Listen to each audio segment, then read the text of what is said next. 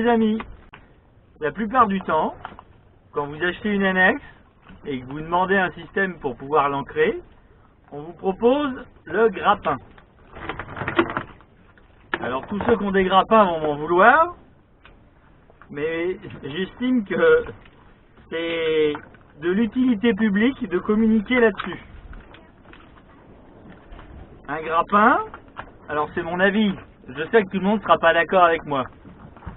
Le grappin, c'est bien.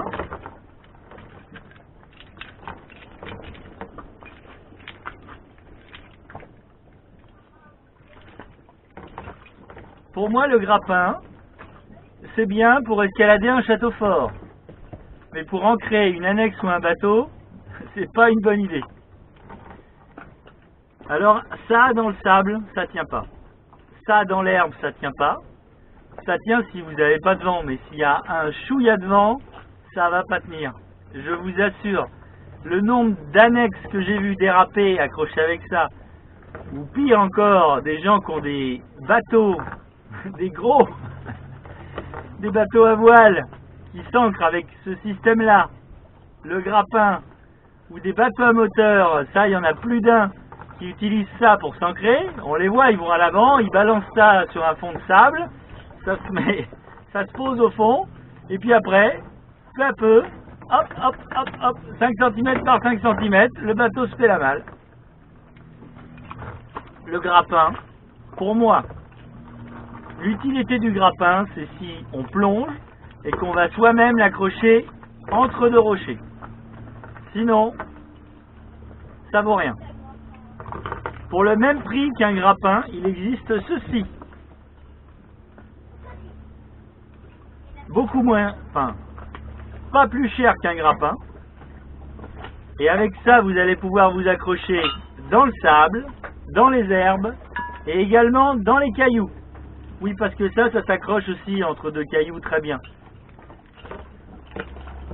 Donc il n'y a pas photo. Si vous cherchez un moyen d'accrocher votre annexe, privilégiez ceci.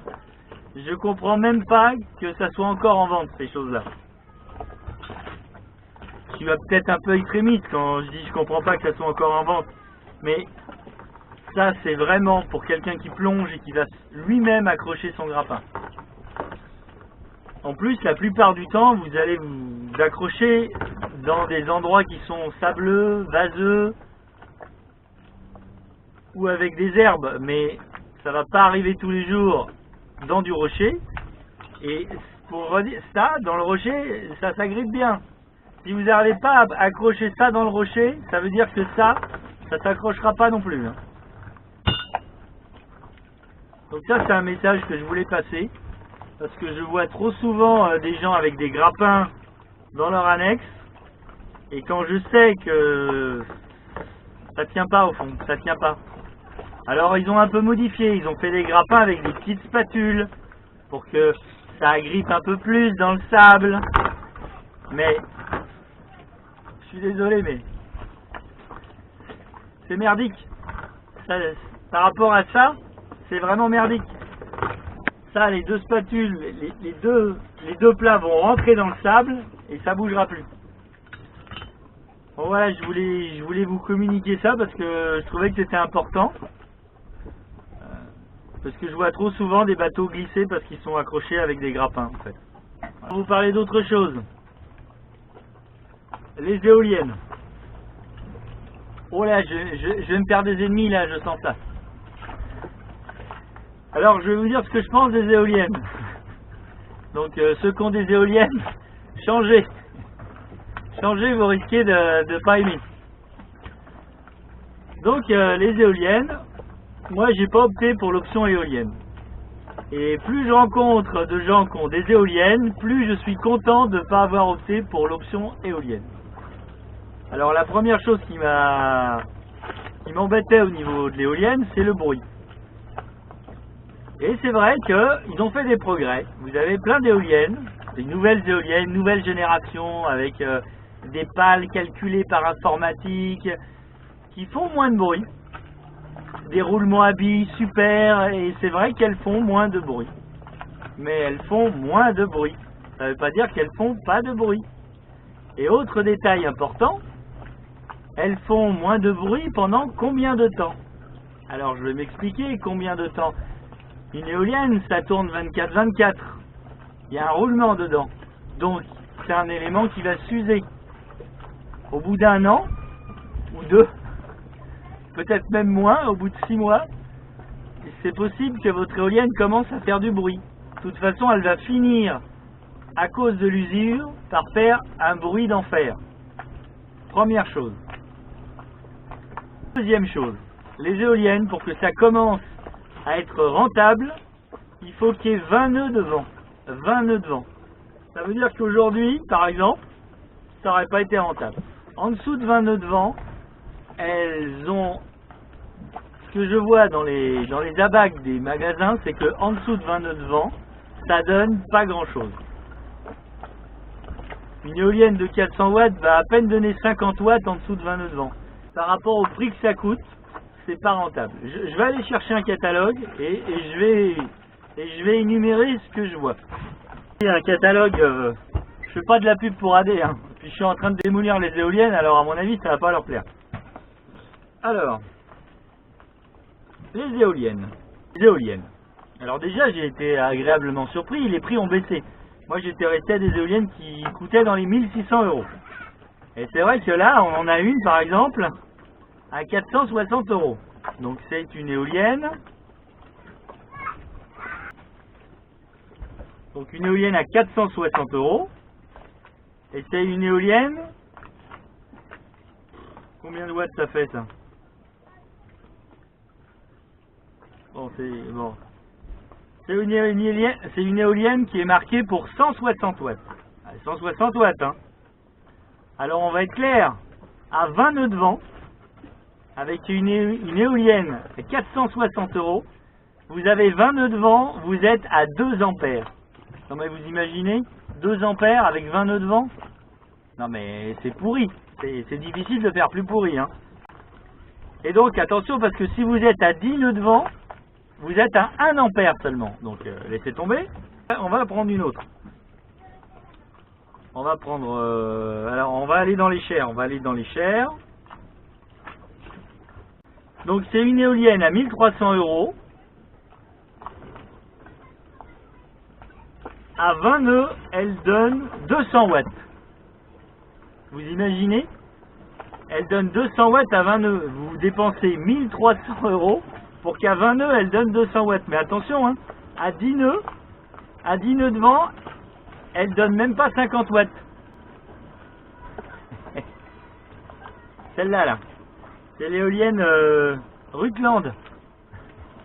Donc, à moins d'en avoir 3-4 sur le bateau, on peut pas compter sur l'éolienne pour fournir de l'énergie.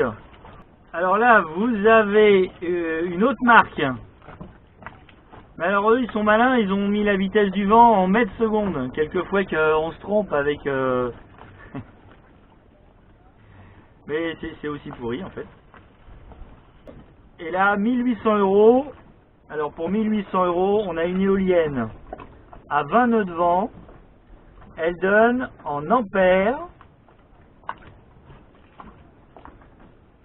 Elle donne, ah ben celle-là, elle donnerait, pour 1800 €, elle donnerait 15 ampères à 20 nœuds de vent. Bon.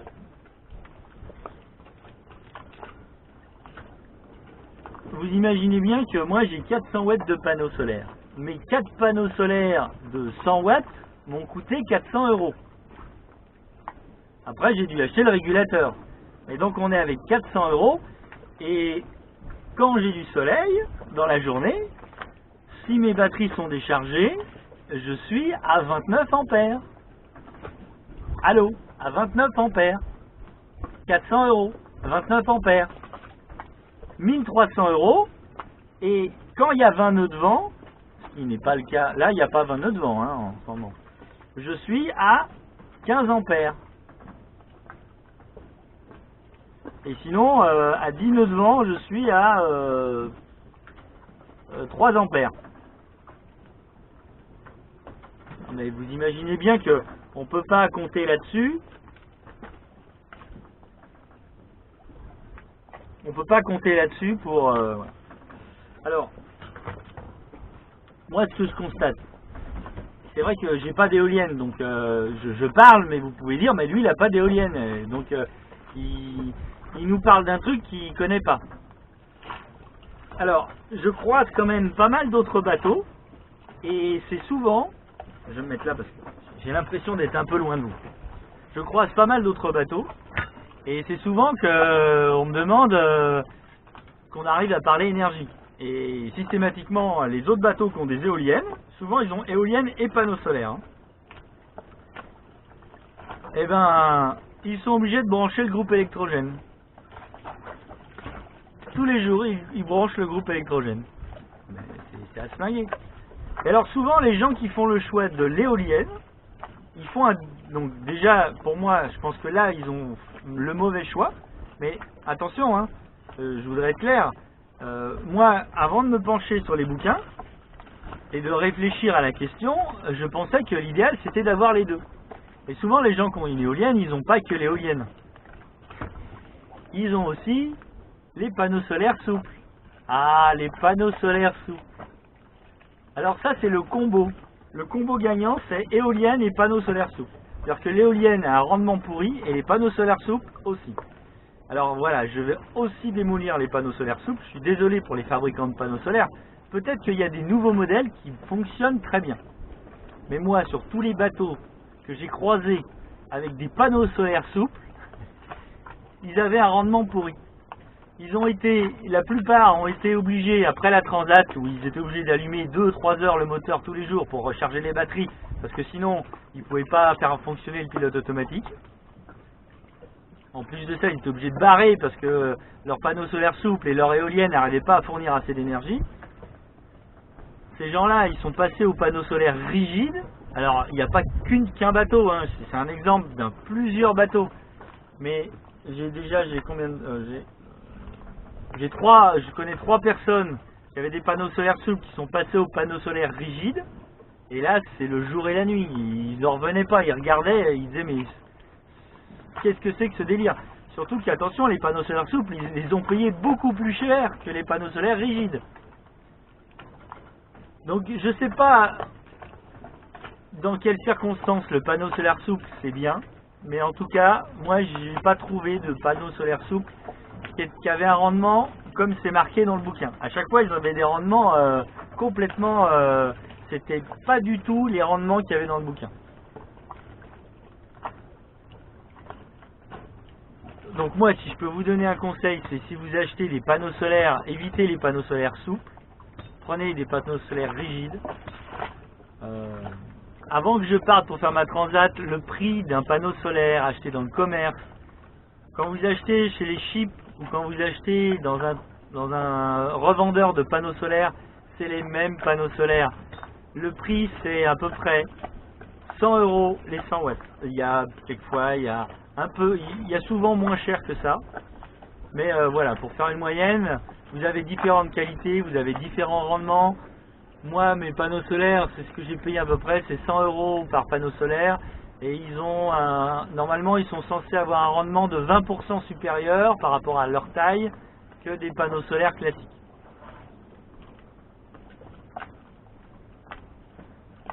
Je voulais communiquer là-dessus parce que j'ai pas mal de questions sur mais tu as des panneaux solaires, qu'est-ce que c'est, comment ils marchent, pourquoi toi tu n'as pas besoin d'allumer un groupe électrogène à côté, pourquoi ça fonctionne bien et puis chez les autres ça fonctionne pas bien. Bon ben déjà voilà, on peut déjà mettre de côté s'il y a une éolienne, c'est un coup à manquer d'énergie. Parce que les panneaux solaires, même si le temps est gris, ils vont quand même donner de l'énergie. Au mouillage comme en navigation. L'éolienne, ça sera vraiment trop juste. Ou alors, il faut en installer plusieurs. J'ai vu des bateaux avec 2 voire 3 éoliennes. Là, il y a un kata derrière moi, il a 2 éoliennes. Alors, il en a arrêté une. Bon, c'est pareil, si vous avez un catamaran, au niveau de la place, vous avez de la place. Autant sur un monocoque, ça peut être compliqué de mettre des panneaux solaires. Mais sur un kata, derrière, au-dessus de l'annexe, il y a une place de malade. Vous pouvez mettre 6 à 800 watts de panneaux solaires sans problème. Et avec 800 watts de panneaux solaires, vous allez avoir une surproduction quand même pas mal. Oui, parce que je voulais revenir là-dessus. Entre un bateau de 30 pieds et un bateau de 42 pieds, au niveau consommation, au niveau énergie, il n'y a pas beaucoup de différence. C'est pas d'avoir une cabine de plus ou 2 cabines de plus qui va changer quelque chose à votre énergie. C'est pas pour 3 LED en plus ou en moins, ça changera rien. Tous les bateaux, ils ont un pilote automatique, plus ou moins puissant, je veux bien, mais ça va pas changer grand chose. Vous avez l'AIS, accessoirement le radar, et puis les lumières, et puis un frigo. Voilà, donc en fait, et c'est tout pour tous les bateaux, à partir de 30 pieds, jusqu'à 45 pieds, pour tous les bateaux, c'est à peu près la même consommation. Moi, avec 400 watts, je m'en sors très bien. Je vois que dans les bateaux que j'ai rencontrés, quelquefois, ils ont que 300 watts, et c'est vraiment juste. Hein. Donc, il faut 400 watts. Après, avec 500 watts, je m'en sortirai encore mieux. Hein. Autre détail, à partir des 50 pieds, vous avez dans les bateaux, il y a souvent un congélateur. Ou 2 frigos. Ou 2 frigos et un congélateur. Donc là, forcément, au niveau énergie, ça s'envole. Et là, c'est plus 400 watts qu'il faut. C'est au moins 6 à 800 watts. Et pas du panneau solaire souple. Moi, j'ai rencontré des bateaux qui avaient 600 watts de panneau solaire souple, plus une éolienne, et ils s'en sortaient pas. Ils s'en sortaient pas. Ils étaient obligés d'allumer le groupe électrogène tous les jours. C'est dommage quand même. Si vous avez un petit budget, optez pour panneaux solaires rigides. Achetez chez un fabricant qui, pour économiser, je vous dis, c'est 100 € les 100 watts. Allez pas chercher plus cher, c'est que c'est trop cher. Voilà, c'était des conseils que je voulais donner. Je suis désolé pour les fabricants de panneaux solaires souples. Peut-être que vous allez, peut-être qu'il y a un panneau solaire souple que j'ai jamais vu et qui marche super bien, mais bon, voilà, je l'ai pas vu. Et pour les éoliennes, quand je regarde les courbes de performance des éoliennes, par rapport à l'encombrement, le bruit et le prix, c'est pas la peine. Bon ben sur ce, après avoir dit tout ce mal de tous ces produits,